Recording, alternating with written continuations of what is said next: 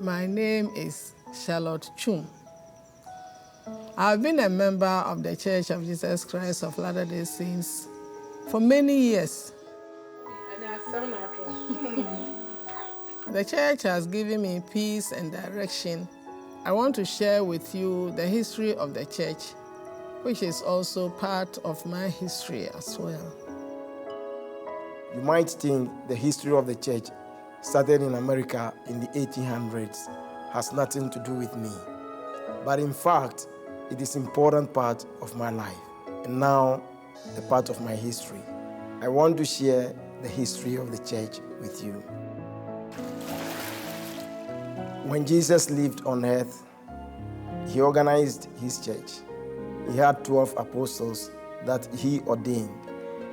When Jesus was crucified, his apostles were killed, and the truth was lost.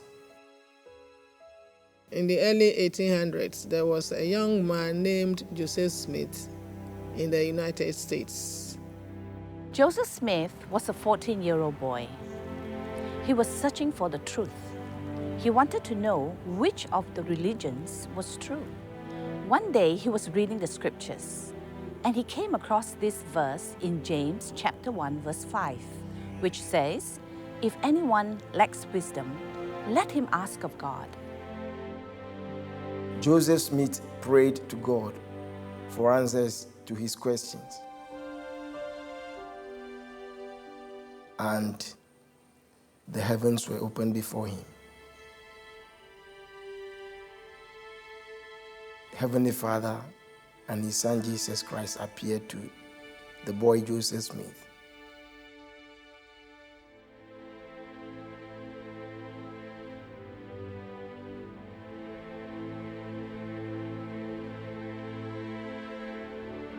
Three years later, Joseph was visited by a messenger from heaven. He told Joseph about a record written on golden plates. A record written by ancient prophets who lived in the Americas long ago. Eventually, Joseph was given the power to translate these records into English. Soon, the record was translated and published as the Book of Mormon, another testament of Jesus Christ. While he was translating the plates, Joseph and his companion Oliver Cowdery prayed to God about baptism.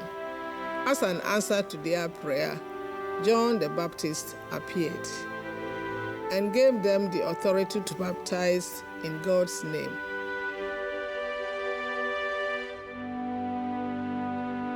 The Church of Jesus Christ was re-established in 1830 through the prophet Joseph Smith. It was called the Church of Jesus Christ of Latter-day Saints. Soon, missionaries of the church were sent to England. Many people were moved by the power of the Book of Mormon and the testimony of the members of the church. In 1844, persecution mounted against the church. Joseph Smith was martyred, and in 1846, Joseph Smith's successor, Brigham Young, led the Saints west to what is now known as Salt Lake City. It was not as it is today. It was barren, it was a desert. So they had to work very hard to cultivate the land, to plant crops, and this legacy of hard work and faith and perseverance belongs to every member of the church, including me. They sent missionaries all over the world, and even to Africa and to my homeland, Ghana.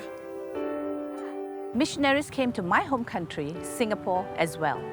And to my country, Colombia. Today, the church stretches all over the world, and like me, more than half of the members of the church live outside of the United States.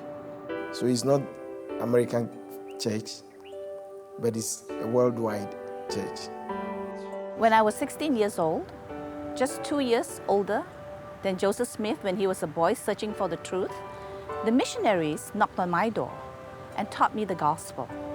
I am so grateful that I have the gospel in my life because it has brought me so much joy. A church that has been established in 1830, that history has become a part of my history. And as the church keeps on growing, we are creating new chapters in the history of the church here in Ghana. And that gives me great, great pleasure.